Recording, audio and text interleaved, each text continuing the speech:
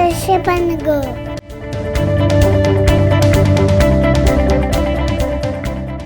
நம்மாத்து Nalabagam first time பார்க்குறேன் அப்படின்னா subscribe பண்ணுங்க.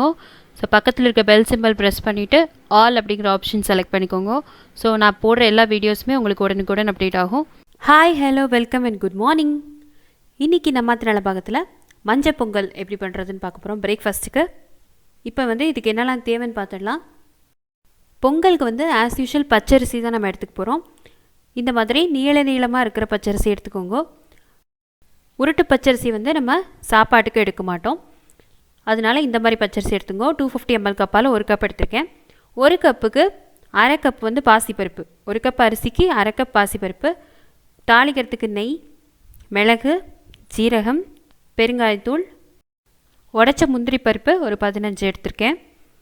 அப்புறம் காரத்துக்கு 4 பச்சை மிளகாய், சின்ன மிளகாய் இருக்கிறதுனால 4 பச்சை மிளகாய் எடுத்திருக்கேன். நீங்கள் 2 பச்சை மிளகாய், பெரிய பச்சை மிளகாய் போட்டுக்கலாம். அப்புறம் ஒரு துண்டு இஞ்சி பொடி பொடியாக கட் பண்ணி வச்சுருக்கேன். அடுத்தது கருவேப்பிலை கொஞ்சம். அடுத்து தேங்காய் துருவல் 1/3 கப் கண்டிப்பாக வேணும். இதுக்கு மேலேயும் நீங்கள் போட்டுக்கலாம். இந்த தேங்காய் துருவலும் மஞ்சள் பொடியும் தான் இந்த மஞ்சள் பொங்கலோட ஹைலைட் இன்க்ரீடியன்ஸ். அப்புறமா தேவையான அளவு உப்பு. தண்ணி நம்ம 1 கப் அரிசிக்கு 4 டம்ளர் தண்ணி அளந்து வைக்க போகிறோம். எப்படி பண்ணுறதுன்னு பார்ப்போம். இந்த பொங்கல் பண்ணுறதுக்கு நான் ஒரு குக்கர் எடுத்திருக்கேன். குக்கரில் தான் நான் இன்றைக்கி இந்த பொங்கல் பண்ண போகிறேன். நீங்கள் ஓப்பன் பாட்லேயும் பண்ணிக்கலாம்.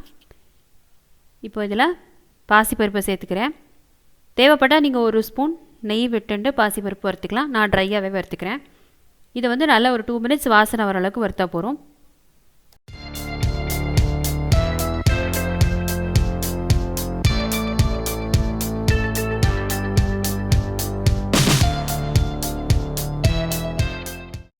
பாசிப்பருப்பு நல்லா வறுத்து வந்தாச்சு.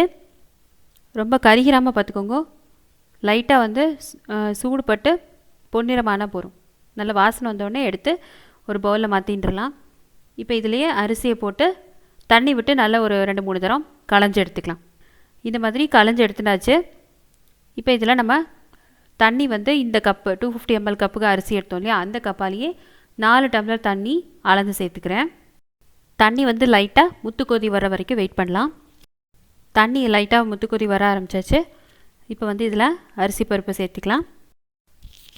அரிசி பருப்பு சேர்த்துட்டு நல்லா ஒரு தரம் கிண்டி கொடுத்துருங்க. அடுப்பு ஆனில் இருக்கிறதுனால அடியில் ஒட்டிக்கும். கிண்டிட்டு இப்போ இதில் நம்ம நெய் சேர்த்துக்கலாம். அப்போ தான் சாதம் ஒன்றுக்கு ஒன்று நல்லா வேகும் அண்ட் நல்லா ஒரு டேஸ்ட் இருக்கும். நான் இதில் 2 டேபிள் ஸ்பூன் நெய் சேர்த்துக்கிறேன். சேர்த்துட்டு நல்லா ஒரு தடவை கலந்து விட்ருங்க. நெய் நல்லா உங்களுக்கு இலகிடும். இப்போ இதில் நம்ம மெயினான இன்க்ரீடியண்ட் மஞ்சப்பொடி. இது ஒரு அரை டீஸ்பூன் சேர்த்துக்கிறேன். அரை டீஸ்பூன் தான் சேர்த்துக்கிறேன். சேர்த்துட்டு நல்லா கலந்துருங்க. மஞ்சப்பொடியை நல்லா மிக்ஸ் ஆகட்டும். அதுக்கப்புறம் தேவையான அளவு உப்பு சேர்த்துக்கிறேன். ஒரு டேபிள் ஸ்பூன் உப்பு. நீங்கள் டேஸ்ட் பண்ணி பார்த்து உங்கள் கைக்கு தகுந்த மாதிரி நீங்கள் சேர்த்துக்கோங்க. சேர்த்துட்டு உப்பு சேர்த்து நல்லா கலந்துட்டு குக்கரை மூடி கரெக்டாக 5 விசில் பார்த்து எடுத்துக்கலாம்.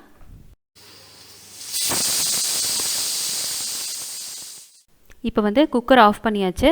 இது மேலே ஏன் இப்படி படிஞ்சிருக்கு அப்படின்னா, குக்கருக்குள்ளே நம்ம பாத்திரம் வைக்காமல் அப்படியே வச்சுருக்கோம் இல்லையா சாதத்தை, அதனால தான் இப்படி படிஞ்சிருக்கு. ஸோ பாத்திரம் வச்சா இந்த மாதிரி படியாது. இது ஒரு சிம்பிளான டிப்பு. இப்போ இந்த பொங்கலுக்கு நம்ம ஒரு சட்னி ப்ரிப்பேர் பண்ண போகிறோம். இதுக்கு நான் ஒரு அரை கப் தேங்காய் எடுத்திருக்கேன். ஒரு 2 பச்சை மிளகா, 3 மிளகா வத்தல், ஒரு துண்டு புளி, ஒரு 1/4 டீஸ்பூன் உப்பு. இப்போ இதுக்கு தண்ணி விட்டு தேவையான அளவு தண்ணி விட்டு நம்ம நார்மலாக சட்னி அரைக்கிற மாதிரி அரைச்சி எடுத்துக்கலாம். இந்த மாதிரி சட்னி அரைச்சாச்சு. இப்போ இதை பவுலில் மாற்றிட்டு சட்னிக்கு தாளித்து கொட்டிக்கலாம். இதுக்கு ஒரு இருப்பச்சட்டியில் ஒரு டேபிள் ஸ்பூன் தேங்காய் எண்ணெய் விட்டுக்கிறேன். எண்ணெய் சூடானதுக்கப்புறம் ஒரு அரை டீஸ்பூன் கடுகு நல்லா வெடிக்கட்டும். வெடிச்சப்புறம் ஒரு அரை டீஸ்பூன் உளுத்தம்பருப்பு. உளுத்தம்பருப்பு கொஞ்சம் நல்லா செவக்கட்டும். செவந்து வந்த உடனே அடுப்பை சிம் பண்ணிவிட்டு கொஞ்சமாக பெருங்காய பொடி சேர்த்துக்கிறேன். அப்புறம் கொஞ்சோண்டு கருவேப்பிலை சேர்த்துட்டு லைட்டாக கிண்டி கொடுத்துருங்க. கிண்டிட்டு இதை நம்ம சட்னி வச்சுருக்கிற பவுலில் மாற்றிக்கலாம். சட்னிக்கு தாளிச்சாச்சு. So chutney ready. இப்போ இதை நல்லா கலந்து விட்டுக்கோங்க. அவ்வளோதான். அடுத்து நம்ம பொங்கலுக்கு பொரிச்சு கொட்டிக்கலாம்.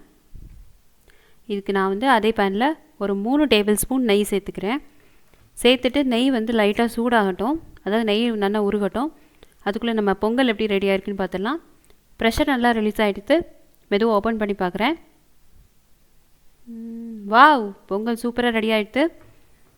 சாதம் வந்து ரொம்ப குழையில, ரொம்ப வந்து உதிரியாகவும் இல்லை. இப்போ இதுக்கு வந்து நெய் இந்த பக்கம் சூடாயாச்சு, தாளித்து கொட்டிக்கலாம். இதுக்கு நான் வந்து 1/2 டீஸ்பூன் மிளகு சேர்த்துக்கிறேன். முதல்ல மிளகு வந்து வெடித்தா தான் வந்து டேஸ்ட்டு நல்லாயிருக்கும். மிளகை நீங்கள் வந்து தட்டி கூட சேர்த்துக்கலாம். இப்போ இது கூடவே ஒரு முக்கால் ஸ்பூன் சீரகம் சேர்த்துட்டு சீரகம் நல்லா பொரியட்டும். இப்போ இதில் இஞ்சி பச்சை மிளகாய் சேர்த்துக்கிறேன். கூடவே நம்ம வச்சுருக்கிற முந்திரி பருப்பு சேர்த்துட்டு லைட்டாக வறுத்துக்கோங்க. முந்திரி வந்து நல்லா செவக்கட்டும். லைட்டாக முந்திரி வந்து லைட்டாக நிறம் மாறின உடனே நம்ம இதில் கருவேப்பிலை சேர்த்துக்கலாம். கருவேப்பிலை சேர்த்துட்டு இது கூடவே அடுப்பை சிம் பண்ணிவிட்டு கொஞ்சமாக பெருங்காயப்பொடி ஒரு அரை டீஸ்பூன் பெருங்காயப்பொடி சேர்த்துக்கிறேன். சேர்த்துட்டு இதை நல்லா கலந்து விட்ருக்கோம். அந்த பச்சை மிளகா மிளகு எல்லாமே நல்லா வந்து வெடிச்சிருக்கணும். பச்சை மிளகா நல்லா வதங்கியிருக்கணும். இப்போ இதை எடுத்து பொங்கலில் சேர்த்துக்கலாம். சேர்த்துட்டு இது கூடவே நம்ம வந்து தேங்காய் வச்சுருந்தோம் இல்லையா, அது தேங்காயும் சேர்த்து நம்ம வந்து பொங்கல் நல்லா ஒன்று சேர தாளிப்போடு கிளறி விட்டுக்கலாம். அவ்வளோதான், சிம்பிளான சூப்பரான மஞ்சள் பொங்கல் ரெடி. எல்லாருமே வந்து ட்ரை பண்ணி பாருங்கள். இது ஆஸ் யூஷுவல் பொங்கல் மாதிரி தான், வெண்பொங்கல் மாதிரி தான். இதில் வந்து மஞ்சள் பொடியும் தேங்காயும் மட்டும் தான் நம்ம எக்ஸ்ட்ராவாக சேர்த்துருக்கோம். அண்ட் இது வந்து குக்கரில் பண்ணுறதுனால இது வந்து ஒரு 1 பாட் ரெசிபியாக தான் இருக்குது. ரொம்பவே குயிக்காக வந்து இது ரெடி பண்ணிடலாம். 30 மினிட்ஸ்க்குள்ளே இந்த பொங்கல் ரெடி ஆகிடும். அண்ட் இது ஒரு சட்னி கூட நீங்கள் ட்ரை பண்ணி பாருங்கள். பார்த்துட்டு எனக்கு எப்படி இருக்குன்னு மறக்காமல் கமெண்ட் பண்ணுங்கள். நம்ம சேனல் நீங்கள் ஃபஸ்ட் டைம் பார்க்கல அப்படின்னா மறக்காமல் சப்ஸ்கிரைப் பண்ணிக்கோங்க. இந்த வீடியோ உங்களுக்கு பிடிச்சிருந்தா லைக், கமெண்ட் அண்ட் ஷேர் பண்ணுங்கள். தேங்க்ஸ் ஃபார் வாட்சிங். தேங்க்யூ.